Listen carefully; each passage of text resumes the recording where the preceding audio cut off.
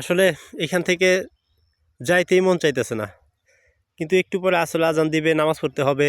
সূর্য ডুবি ডুবি, হ্যাঁ বিকেল বিকেল টাইম অবস্থা এখানে। হ্যাঁ এই যে বলতে বলতে আসলে আজানও দিয়ে দিছে।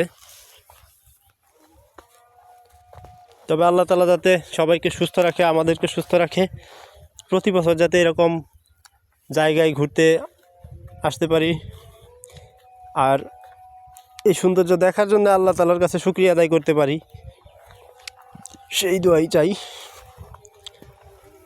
আল্লাহর কাছে, সবার কাছেই।